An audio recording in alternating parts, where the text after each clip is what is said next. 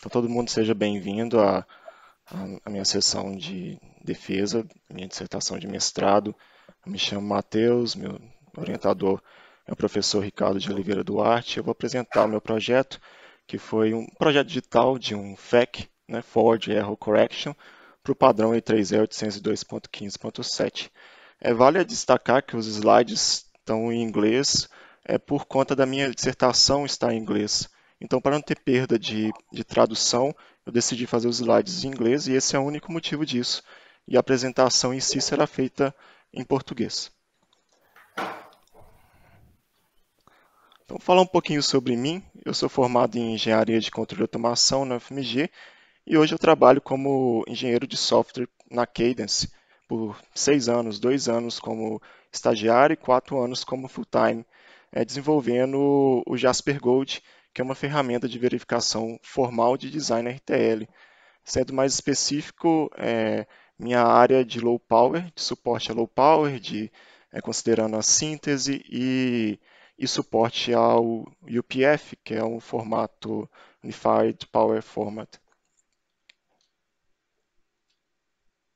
Então tá, eu vou seguir a minha apresentação bem parecida, né, com os, bem parecida com o formato da minha dissertação. Eu vou começar com a introdução, né, detalhando o VLC, o FEC e os padrões. Depois eu vou abordar o padrão 802.15.7 com os modos FI e os requisitos, principalmente a camada FI, né, porque é onde o FEC se encontra. Logo após disso, vou detalhar os trabalhos relacionados, que eu estou subdividindo em duas áreas de protótipos e desenvolvimento de circuitos integrados. As sessões 4, 5 e 6 são sessões mais relacionadas ao que foi desenvolvido, começando pelo IP proposto para implementar o FEC, passando pelos resultados e discussões e, no final, as conclusões. Então, o que acontece? Hoje em dia, tudo está conectado, né? E algumas aplicações têm requisitos bem exigentes. Então, numa comunicação habitual via Wi-Fi, certo? A gente tem os nossos notebooks, smartphones, tablets. Hoje em dia a gente tem TVs, sistemas de seguranças, os smartwatches. E no futuro até mesmo a geladeira, o fogão e a lavadora vão se conectar, né, à rede. Com isso ocorre um fenômeno que é nomeado como RF Spectrum Crunch. O que é isso? É que a largura de banda da radiofrequência não vai suportar a conexão de todos esses dispositivos. E uma das principais motivações da comunicação por luz visível é justamente mitigar esse problema, sendo complementar à radiofrequência. Para vocês terem uma ideia, o tráfego sem fio tem aumentado cerca de 6% durante os 10 anos. E se essa tendência continuar, a largura de banda necessária crescerá por 12 mil vezes. E com o advento da internet das coisas, esse cenário ainda piora ainda mais, né?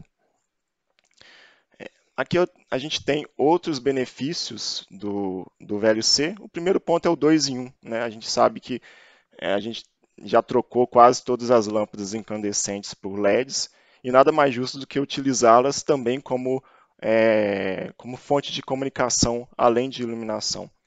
Um outro ponto interessante é que o espectro de luz visível ele não exige licença, certo? E que ele também, como ele está numa faixa de frequência superior, ele possui uma largura de banda 10 mil vezes maior que a de rádio. E aí esse é o motivo de habilitar a conexão de mais dispositivos, né, devido à maior largura de banda. Uma outra característica também é a segurança, né? Como a luz visível não ultrapassa barreiras, né, físicas, em termos de camada Phi, só quem está no determinado recinto é que vai conseguir receber o dado. E por último, tem aplicações que o RF é banido, como aplicações petroquímicas, onde o VLC pode ser utilizado. Então, FEC para VLC. Toda transmissão via eletromagnética está sujeita a interferências e a perda de propagação. Então, o FEC justamente é utilizado para melhorar a capacidade da comunicação do canal, utilizando técnicas de controle de erros. E ele é subdividido em duas categorias principais. O bloco, que é onde o frame ele é subdividido em pacotes de tamanho fixos, e de convolução, onde o frame é considerado um string contínuo. Então, a escolha do arranjo do FEC vai ser influenciada muito pela aplicação e pelo ambiente que ele está inserido. Por exemplo, eu posso ter uma comunicação intraveicular utilizando o farol do veículo como fonte de comunicação. A gente sabe que um veículo não vai transmitir um vídeo para um outro veículo, vai transmitir dados básicos, né? Então tem uma demanda de baixa taxa de transmissão. Entretanto, o ambiente é bastante ruidoso, porque a gente tem interferências de postes de luz, de sol e de outras fontes, de outros faróis de carros, etc. No outro cenário, a gente tem uma comunicação mais controlada no ambiente interno, onde eu estou utilizando o meu notebook, vendo um Netflix, e aí comunicando via VNC. Nesse tipo de comunicação, a gente tem uma alta taxa de dados, entretanto, o ambiente é bastante controlado. Então, eu vou mostrar um pouquinho a evolução da normatização do VLC. A primeira iniciativa aconteceu num consórcio no Japão e surgiram o CP 1221 e o 1222, isso em 2003. Só em 2011 que o I3E lançou o seu primeiro padrão para comunicação de curto alcance via VLC. Essa comunicação hoje em dia tem velocidades de baixas para médias, certo? Depois disso, um adendo foi adicionado ao 802.15.7, o adendo M, que adicionou LED Identification, OCC, que é Optical Camera Communication, e o Li-Fi, que, na minha opinião, é uma evolução do 802.15.7, no sentido de adicionar uma comunicação bidirecional de alta velocidade com múltiplos pontos de acesso. Por fim, em 2017, o Li-Fi passou para um padrão específico, que é 802.15.13, e o Test Group no 802.11, que é onde o Wi-Fi se encontra, foi criado justamente para normatizar a infraestrutura de rede e entender melhor o relacionamento entre o Wi-Fi e o Wi-Fi. Esse trabalho ele vai se dedicar a 802.15.7, porque ele é um ponto inicial de investigação do VLC. Ele é um padrão mais consolidado que os outros e tem mais trabalhos relacionados também. Entretanto, a parte de desenvolvimento de um circuito integrado tem muita coisa a explorar.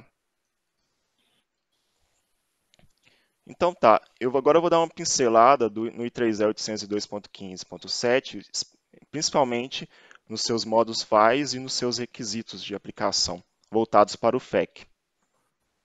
Então, esse padrão foi o primeiro que introduziu o VPN Concept. O que é isso? É Visible Light Communication Personal Area Network.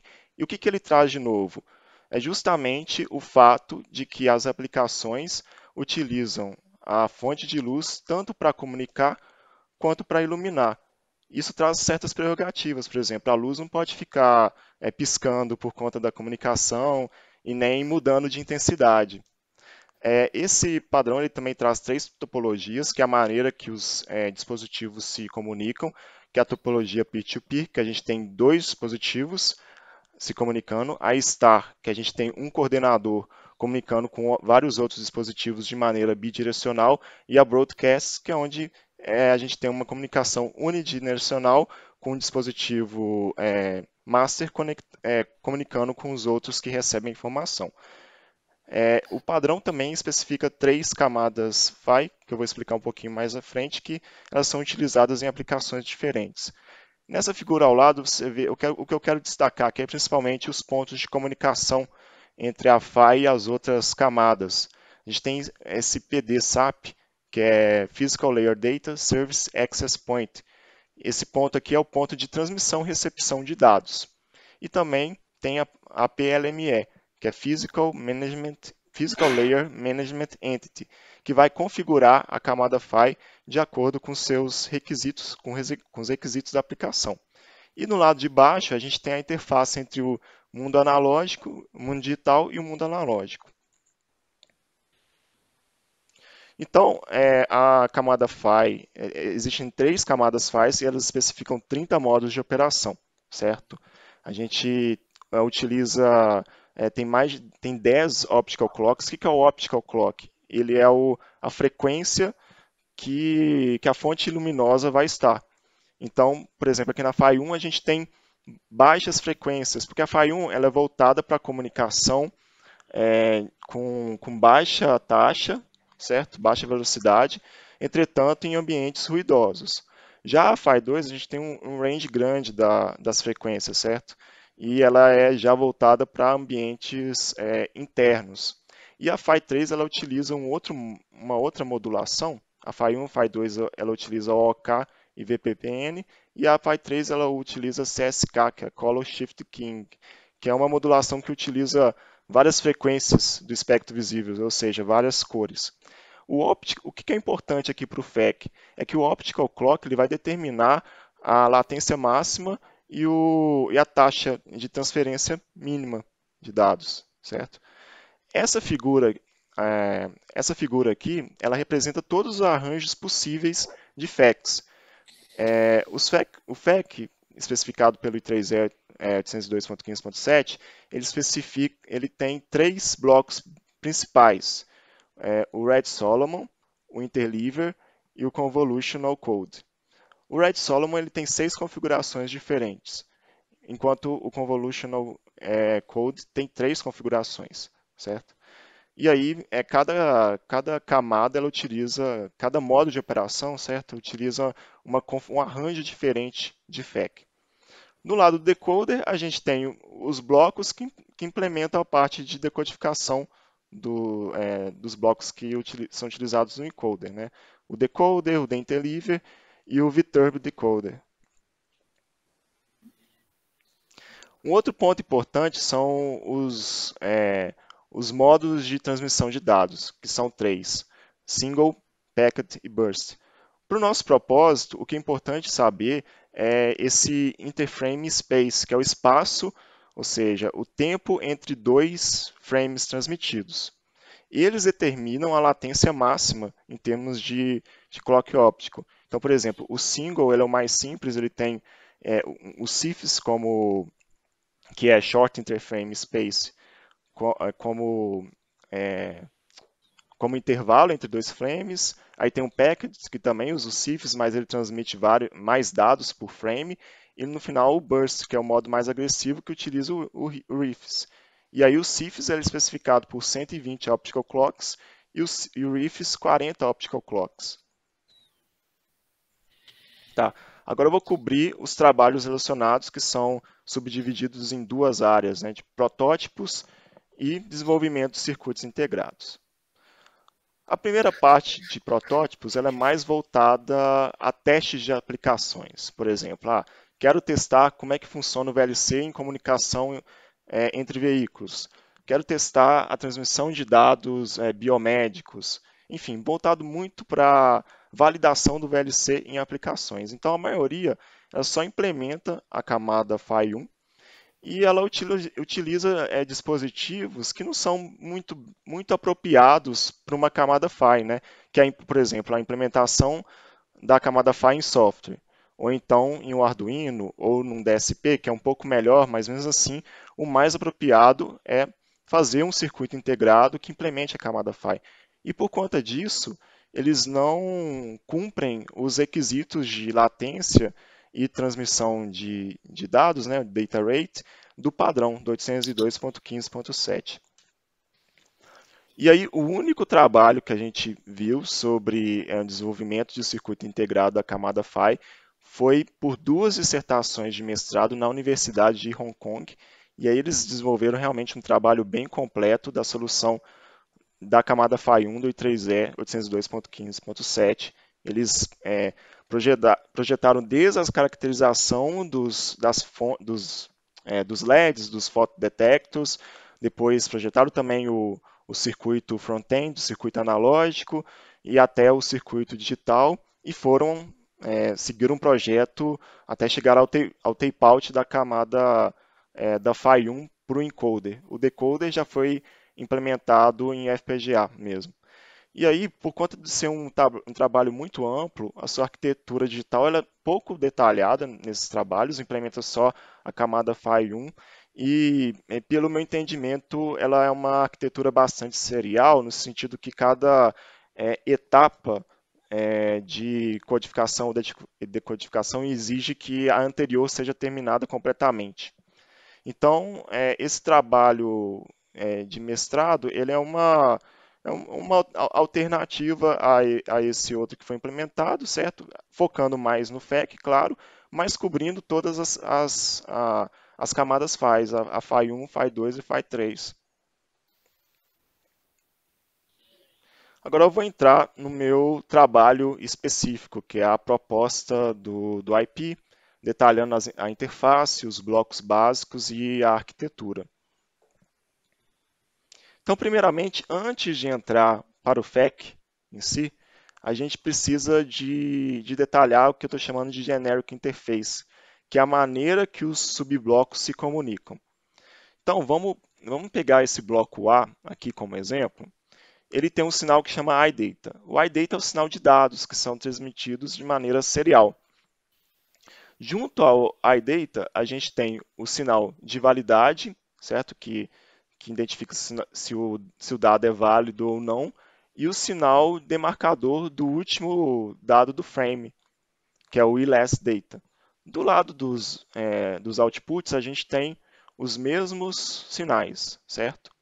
Claro, tem o clock e o reset, e dois sinais que são muito importantes para a sincronização e comunicação entre os blocos, que é o all-in-ready e o iConsume. O all-in-ready ele vai falar assim, olha, eu, bloco A, estou pronto para receber alguma informação. Então, a informação só vai ser considerada recebida quando esse sinal estiver em 1 e o invalid estiver também em 1. Agora, o bloco que está recebendo o dado de saída, ele também tem que informar se ele está apto ou não para consumir esse dado. Então, esse sinal é o iConsume.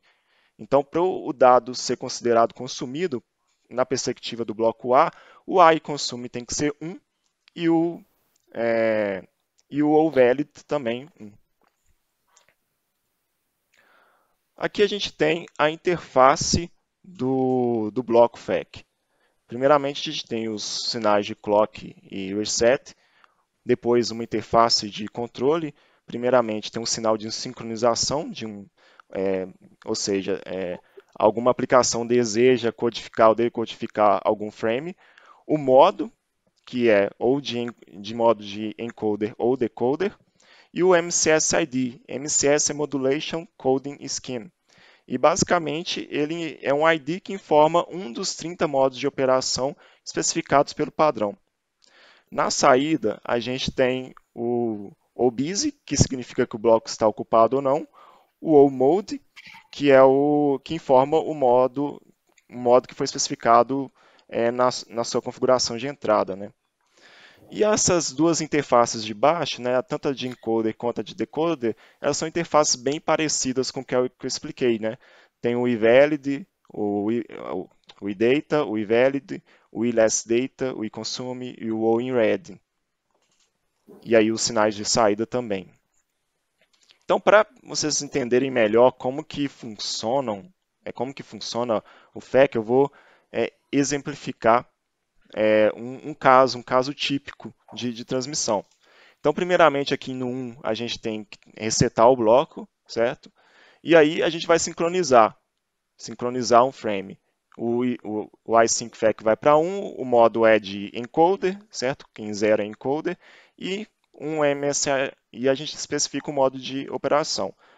Depois, um ciclo depois, é informado que o bloco está ocupado e o modo de operação. E os dados já começam a entrar aqui no 4. Depois disso, há uma latência entre os dados de entrada e os dados serem disponibilizados na saída, que é registrado aqui no ponto 5. O ponto 6 é uma situação onde o FEC não está apto para receber. E aí o que acontece? O dado de entrada ele tem que ficar travado no valor porque ele não foi computado. E aí, por fim, a gente tem o 7, que é a sinalização do último dado do frame, e o 9 aqui, que informa o último dado do frame de decoder, né? Aqui decoder, a saída, aqui a entrada. E aí, o ponto 8 aqui pode ser que o bloco que receba o dado não esteja apto para consumir, ele vai para zero, e aí, da mesma forma, a saída tem que ficar travada no valor específico até o bloco se tornar apto a consumir, e aí terminar toda a transmissão do frame. Quando termina, o OBusy, né, o sinal de ocupado vai para zero, e o que possibilita a sincronização de um novo frame.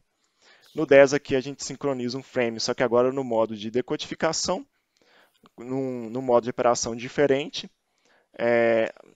Igualmente, né, a saída de ocupado vai para 1 e também o modo agora é 1, porque é decoder.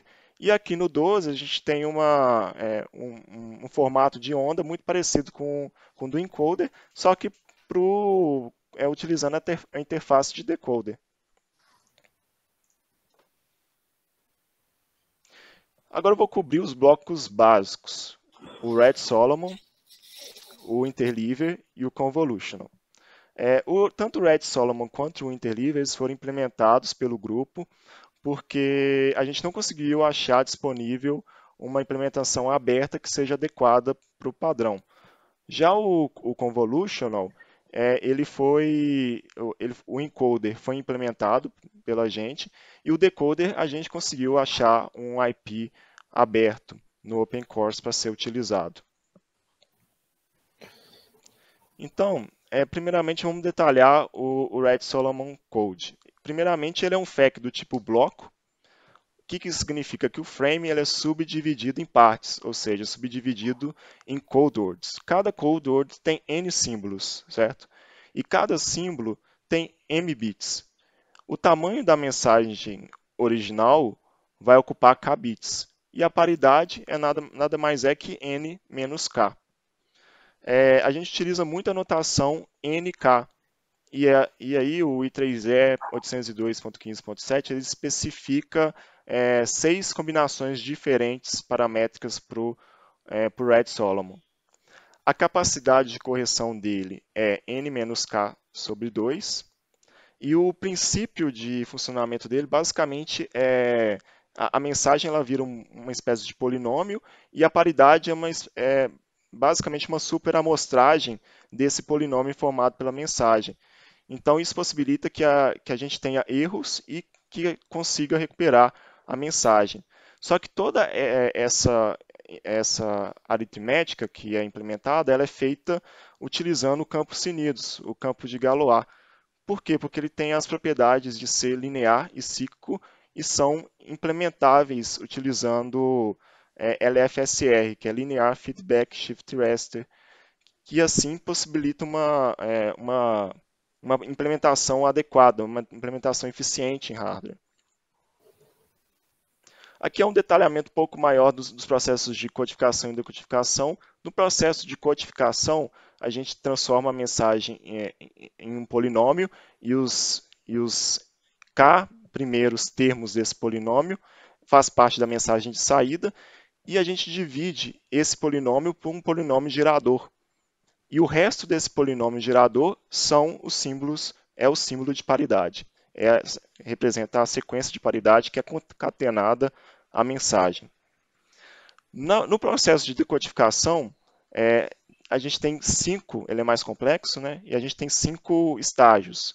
O primeiro estágio é o estágio de síndrome. Ele caracteriza o padrão de erro do code word recebido. Ele é basicamente o resto entre o polinômio que ele recebe aqui, a sequência de dados, né, representados por um polinômio recebidos aqui pelo polinômio gerador. Depois disso, a gente vai ter esse S de x, e a gente utiliza um Key Equation Solver para transformar esse S de x em polinômios de localidade e de magnitude. Esses polinômios de localidade e magnitude eles vão informar quais símbolos têm erro e qual que é a magnitude, o quanto que a gente precisa adicionar nesses símbolos errados para recuperar a mensagem original, aqui executado por essa parte 5. Vale destacar também que a gente publicou esse desenvolvimento RTL no IET Computers e Digital Techniques, e aí todos os detalhes estão nesse artigo. Agora, o próximo bloco é o interleaver. O interleaver ele serve para melhorar a efetividade do ARS codec. E aí eu vou explicar ele, acho que é bem didático, vindo por essa figura. Então, a gente tem 4 code words de entrada, certo? Nesse caso. E aí, utilizando o RS 1511, ou seja, a mensagem tem 15 símbolos, né? E 4 dos quais são de paridade. O interleaver, o que ele vai fazer? Ele vai embaralhar esses code words, certo? E aí, né, vamos transmitir ele pelo canal de comunicação e suponha que a gente tem um erro de rajada de 5 símbolos. Acontece que o interleaver ele vai desembaralhar essa informação e pelo fato que ela foi embaralhada, né, os code words foram embaralhados, os erros foram dispersados uniformemente. Isso possibilitou que todos os code words fossem recuperados, porque a quantidade de erros em cada code word é menor que a sua capacidade de correção. O que não aconteceria se a gente não tivesse esse bloco. Se a gente não tivesse esse bloco, todos os erros aconteceriam no code word vermelho e a gente perderia ele. Também vale destacar que a gente publicou a arquitetura, né, a verificação e a parte de síntese no WCAS e apresentou nesse workshop. Agora, o último bloco é o Convolutional Code. Ele tem um processo de codificação, né? Ele é um pouco diferente, ele é do tipo de convolução, ou seja, o dado ele é tratado como um string, e essa operação nada mais é do que uma convolução. A gente tem uma janela onde onde é feita uma operação, certo, de convolução. E aí os parâmetros importantes dele é o constraint length, que é o tamanho da janela, e o rate, que é a quantidade de bits de paridade. Então, o que significa? Quando o rate é igual a 2, significa que eu tenho 2 bits de paridade para cada bit de entrada. Uma visão alternativa desse processo de codificação é a visão por máquina de estados. Isso é importante porque o processo de decodificação utiliza ela. Então, imagina que nesse caso a gente tem 2 delays, ou seja, a gente tem que ter 2 dispositivos de armazenamento. Isso representa todos os estados, certo? E aí o próximo bit que está entrando representa as transições, se ele for 0 ou se ele é 1. O processo de codificação, ele pega o frame, né, codificado e ele faz um desenrolar dessas máquinas de estado e calcula as transições mais prováveis de ser acontecidas utilizando a menor distância de Hamming. Aqui a implementação, né, do encoder. Ela é feita utilizando o LFSR. O decoder implementa o algoritmo de Viterbi. E lembra que eu falei que a gente tem três rates do convolutional? Em termos de implementação, implementado só o 1/3. A gente precisa só do bloco do rate 1/3. E os rates 1/4 e 2/3, a gente consegue ele utilizando um mecanismo de puncturing depuncturing, que é basicamente uma manipulação das saídas do bloco 1/3.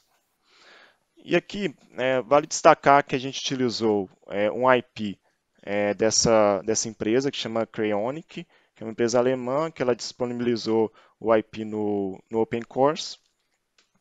Lá tem 2 parâmetros importantes do bloco, que é o window length, que é o tamanho da janela, né?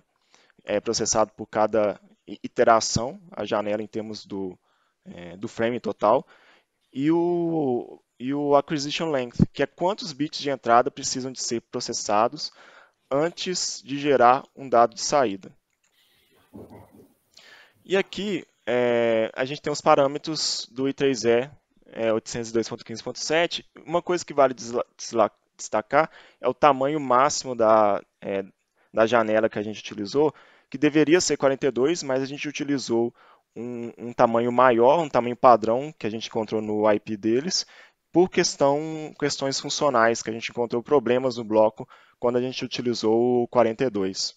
E isso acarreta, enfim, alguns problemas, porque ele gasta mais memória do que precisa, né? O tamanho da memória dele é maior. Aqui é uma visão de instância do FEC. Então, vale destacar que a gente tem uma controladora que é relativamente simples, que habilita, né, o FEC, tanto na parte de codificação como na de decodificação, e seleciona o MCSID adequado. E aí a gente tem exemplos, né?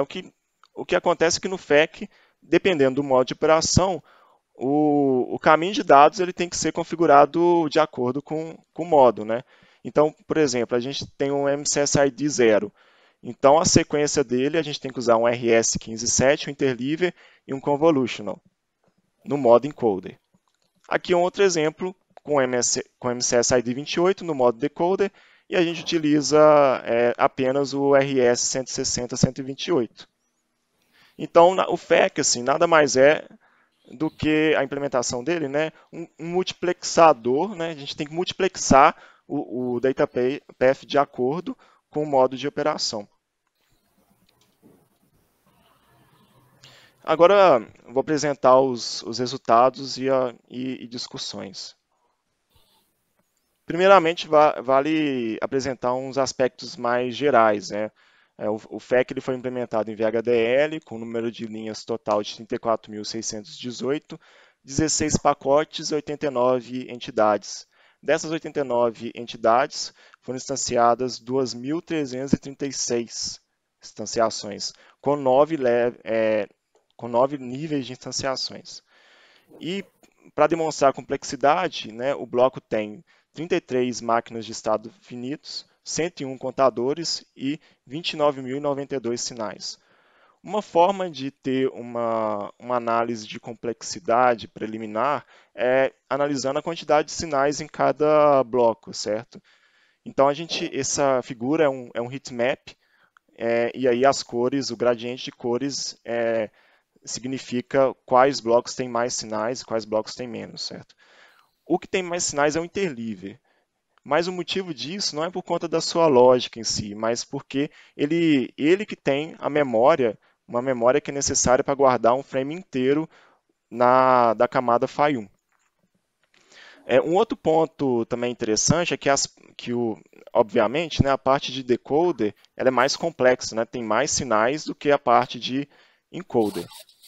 E dentro do RS Codec, a gente percebe que quanto maior a capacidade de correção de erro desse bloco, mais complexo ele é. E aí isso é refletido aqui também pelo heatmap. Agora eu vou abordar a parte de verificação. A gente utilizou 3 passos, né? O primeiro passo é o passo de conectividade. O que a gente quer entender com isso aqui? A gente quer avaliar se o caminho de dados está sendo selecionado corretamente. E aí essas bolinhas azuis, elas são os pontos de multiplexação. A gente utilizou a ferramenta Jasper Gold para verificação, e nele tem um app específico para isso.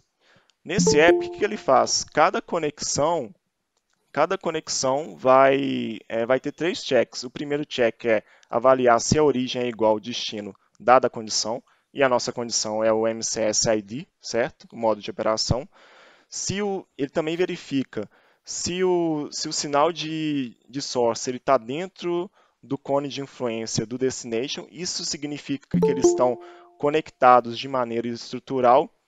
E por último, a gente tem um check de toggle, que é a variação do sinal de source de 0 para 1 e de 1 para 0.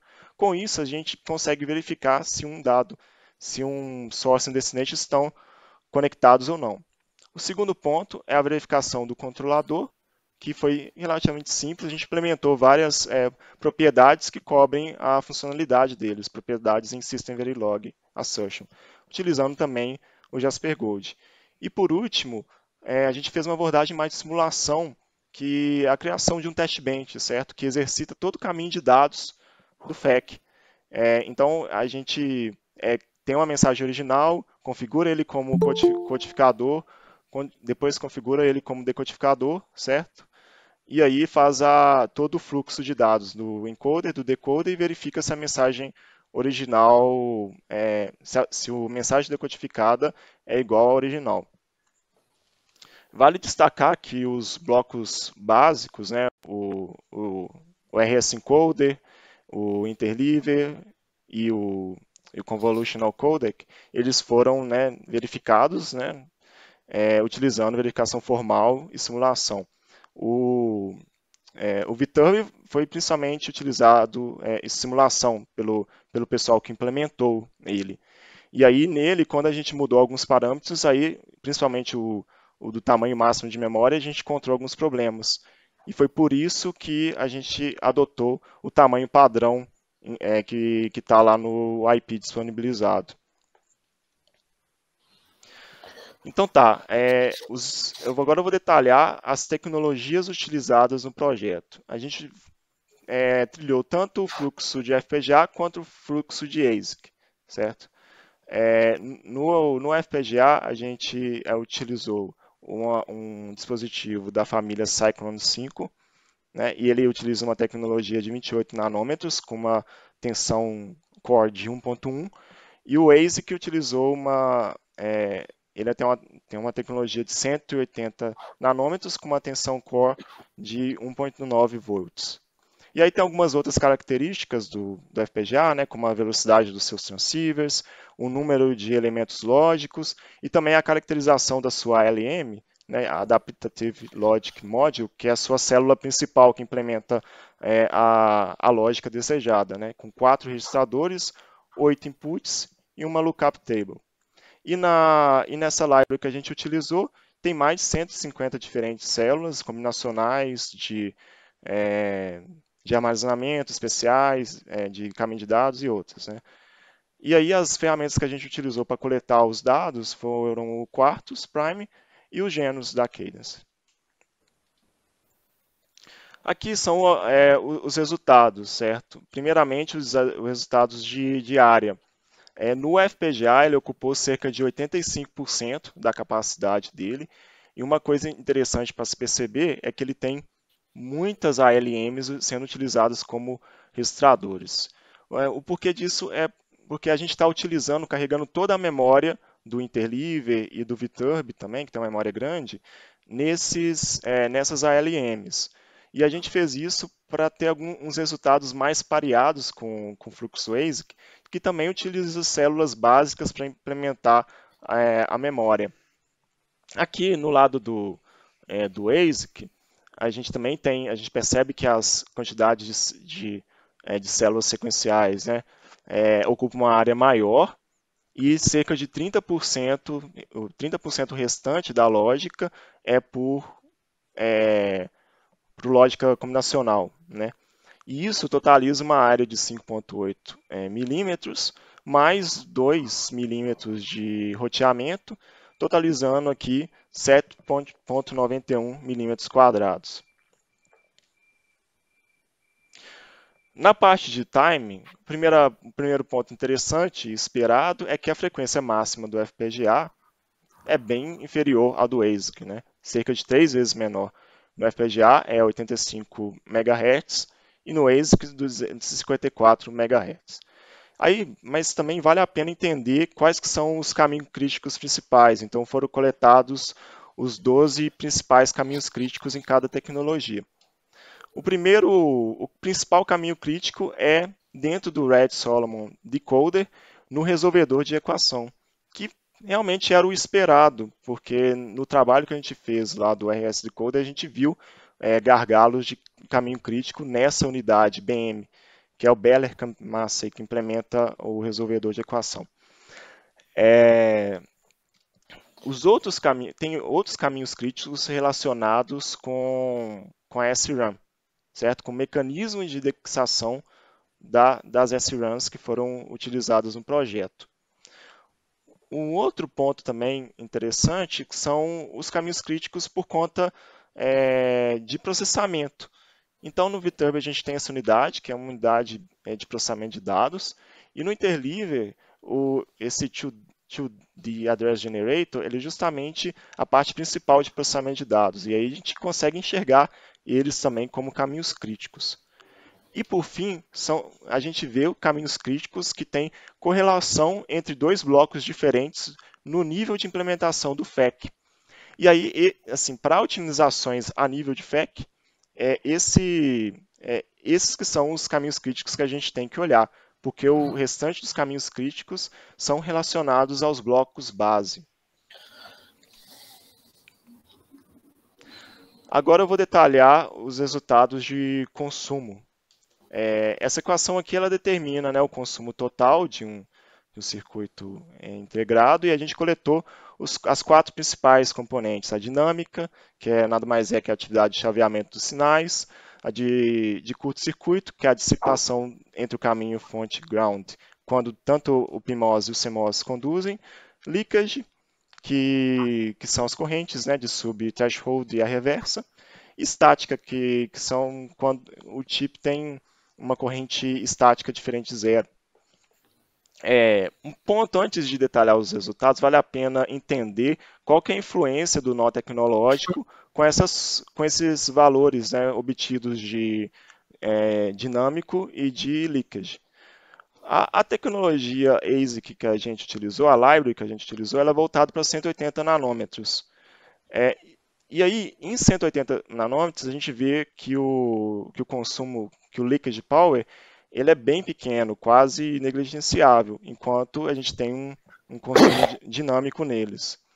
Já na tecnologia de 22 nanômetros, a gente vê o leakage power ultrapassando o dynamic power, ou seja, agora o leakage power é bastante relevante aqui nessa análise. E a gente vê resultados que são consonantes com esse gráfico, né? Para o caso do FPGA, a gente utilizou, né, utilizando a frequência de 85.1 e o VDD de 1.1, a gente encontrou um leakage power de 352 miliwatts. Uma maneira de avaliar assim, o consumo do circuito é variando o toggle rate, e a gente variou entre 0 e 20%, aí obtendo uma variação de 320 a 1400 miliwatts. Já no ASIC, apesar de a gente conseguir atingir uma frequência maior, para os resultados serem mais comparáveis, eu normalizei eles à frequência de 85.1. E o VDD dele é de 1.9, né? Vale destacar isso porque na equação, aqui vocês podem perceber, ele é quadrático, né? E isso influencia bastante no consumo. E aí, na coleta de dados, no Genus, a forma de coletar é colocando a probabilidade de um sinal ser 1. E aí a gente variou ele de 1 a 10%, que é mais ou menos equivalente a essa variação do toggle rate, e de 99 a 90%, que também é equivalente à variação do toggle rate, né? E aí a gente obteve esses resultados aqui, por volta de 1.000 e 1.200 milivolts. E o consumo de leakage mais estático ele é 0,02 miliwatts, que é um valor bem pequeno, como esperado. Um ponto a ser destacado é que essa variação aqui randômica de chaveamento não é muito boa para a gente mensurar o quanto que o circuito vai gastar de fato, de consumir de fato, né?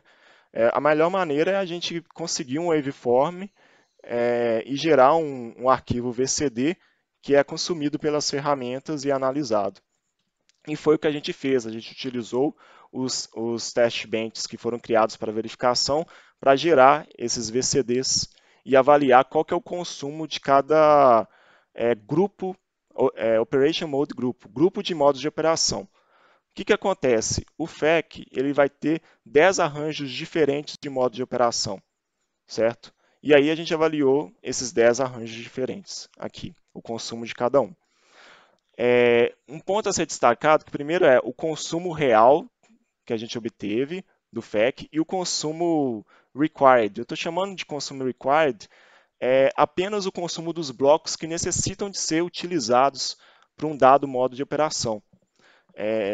Um ponto a ser destacado em todos os resultados é que esse valor total, ele não varia muito com o modo de operação. Isso explica algumas questões, né? Por exemplo, que o bloco ele não foi tratado para ser, vamos dizer assim, power aware, né? Para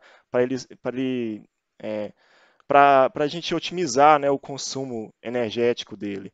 Então, a gente percebe, por exemplo, que a multiplexação dele, é um dado importante, é feita só utilizando o eValid, e os outros dados continuam sendo drivers dos blocos. Isso faz com que eles consumam, mesmo que eles não estejam sendo utilizados. E isso explica o motivo de não ter variado muito esses valores. Um outro ponto também que a gente poderia ter aplicado, né, técnicas de clock gating, ou então técnicas de power shutoff para desligar e ligar a fonte de alimentação do circuito. E nesse trabalho, por enquanto, não teve esse foco. E esses resultados mostraram isso. Agora, verificando os resultados do required aqui, né, ou seja, considerando só os blocos que a gente precisa, a gente vê consumos consonantes à complexidade de cada modo de operação. Por exemplo, o decoder ele gasta mais do que o encoder. É, um outro ponto também é que aqui no FPGA a gente tem um consumo um consumo menor do que o do ASIC, mas vale lembrar que ele tem uma parcela grande de leakage, né, que são os 350 miliwatts. E aqui no ASIC também a gente tem as mesmas proporções, vamos dizer assim, né? O decoder tem um consumo maior que o encoder, e os modos de operação G1, G2, G3 são os que exigem mais, né, que tem mais blocos, tem um consumo muito maior do que os outros. Enfim, todos esses dados coletados foram o que a gente esperava realmente para cada modo de operação numa situação real. Aqui são os resultados de performance de comunicação. A gente tem todos os modos de operação da FAI 1, FAI 2 e FAI 3, certo? E as três primeiras colunas, elas são os requisitos. Primeiro, o requisito de optical clock, que vai informar o data rate mínimo, certo? E os requisitos de latência, tanto para os CIFS quanto para o RIFS. As outras colunas são as colunas de latência para o encoder e o decoder, tanto para o FPGA quanto para o ASIC, e de data rate para o encoder e para o decoder, para o FPGA e ASIC. Aqui eu vou guiar um pouco para entender os resultados. Primeiramente, os três primeiros modos de operação, que tem um interleaver no meio desse modo, que o frame seja armazenado por completo antes de continuar o processamento, a gente percebe uma latência relativamente grande. Entretanto, como o optical clock tem uma frequência bem pequena, a gente conseguiu cumprir os requisitos dele de latência. Aqui a gente vê os outros modos de operação com a latência, né, ok, sendo atingida adequadamente, e a partir dos 30 MHz a gente consegue ver algumas violações, primeiramente pelo FPGA, para o caso do RIFS, e depois a gente vê violações tanto para o FPGA, para o caso do CIFS, quanto para o ASIC, para o caso do RIFS. E por fim, a camada Phi 3 atingiu todos os requisitos de latência. Já para os requisitos de data rates, a gente só teve uma violação, que foi no FPGA, no modo de decoder, para a frequência de 120 MHz. Então, eu vou caminhar aqui para as conclusões. Primeiramente, o que a gente conclui é que o FEC é um bloco bastante complexo, né, que tem várias multiplexações, né, e vários arranjos de modo de operação. Esses resultados eles tiveram validação cruzada entre os resultados de FPGA e ASIC, que deram uma certa segurança de que os resultados estão corretos. Em termos de performance de comunicação, a gente vê que ele cumpriu os requisitos da FAI 1 e da FAI 3, mas algumas melhorias precisam ser feitas na FAI 2. E por fim, esse IP ele vai ser disponibilizado como a IP de livre acesso, né? Que hoje é uma tendência não só em software, mas também na área de hardware. Agora eu vou detalhar alguns trabalhos futuros, que a gente pode investigar melhor, né, aquele problema que eu falei do decoder funcional, que a gente não teve tempo de investigar, ter algumas melhorias na parte de verificação, principalmente naquela avaliação fim a fim, onde a gente pode variar alguns sinais. Um outro ponto relevante é relacionado ao RS Codec. A gente tem uma instanciação para cada parâmetro de K e N. A gente poderia, ao invés de definir isso como parâmetro, definir isso como porta e ser um IP configurável em runtime. Isso reduziria bastante a área. Um outro ponto relevante é o multiframe FAC. Atualmente o FAC ele só consegue processar um frame por vez, apesar de ter uma arquitetura pipeline. Como eu mostrei lá na parte de consumo, tem várias otimizações, né, de consumo que podem ser feitas para o FAC. E na parte de testes, a gente já poderia começar a implementar uma infraestrutura de hardware para testar, né? Inclusive com circuitos analógicos, lá projetando um front-end circuit, com os LEDs, com os photodetectors. E por fim, uma outra linha é fazer o tape-out do FAC, ou seja, fabricar ele. Oi, gente, eu gostaria de agradecer muito por assistirem essa apresentação e principalmente à banca, aos professores Davis, Frank e também ao membro suplente Dalton por terem aceitado o convite. Muito obrigado mesmo, gente. Eu encerro a minha apresentação.